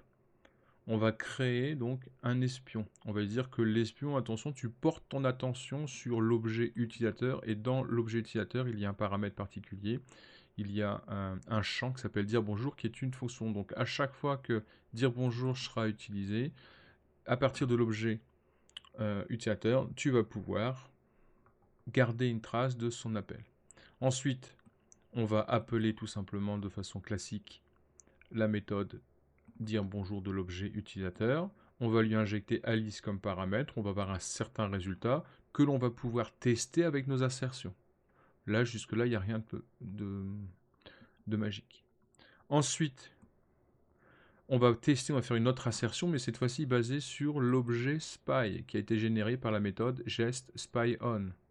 Et on va pouvoir ensuite vérifier si la méthode dire bonjour a bien été utilisée et si elle a été utilisée avec le paramètre Alice. Donc avec to have been called with. Et ensuite, on va remettre à 0 éventuellement l'objet spy. Donc si on résume, on a le dummy qui est le figurant qui est inutile, il remplit juste une case. On a les stubs, en fait c'est un bouche-trou qui répond toujours pareil. Le fake c'est une version simplifiée mais utilisable, par exemple une base de données en mémoire. Le mock c'est un acteur qui est contrôlé, dont on vérifie le jeu, combien de fois il a appelé, avec quoi, etc. Et le spy c'est un espion qui regarde une vraie méthode sans la rappeler. Pardon. Donc voilà, ainsi s'achève cette démonstration. C'est un premier exemple un peu d'utilisation de gestes. Donc il y a peut-être beaucoup de choses à appréhender. Je vous laisse maintenant faire les différents exercices dont le niveau va en graduation. Et sur ces exercices-là, je vous demande en tout cas de le faire sans ChatGPT, vraiment de réfléchir à comment faire ces tests unitaires-là. Parce que sinon, ils sont faits en 5 minutes. Donc il n'y a aucun intérêt.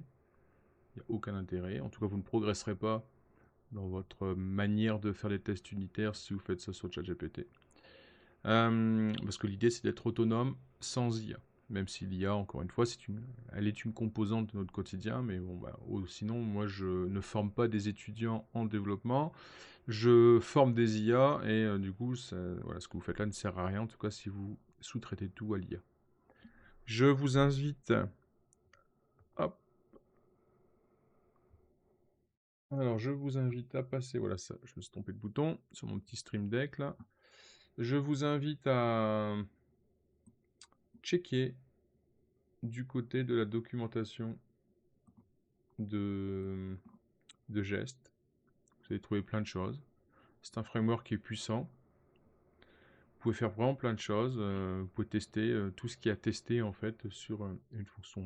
On a fait vraiment, on n'a qu'effleuré un peu le panel des fonctionnalités les plus utilisées, mais en tout cas, s'il y a des choses particulières que vous voulez faire, eh bien, sachez que Gest est puissant et peut le faire en fait. Voilà.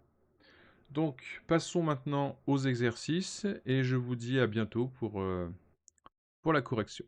En tout cas, bon courage pour l'exercice et encore une fois, jouez le jeu. Merci. Merci de votre écoute. À bientôt.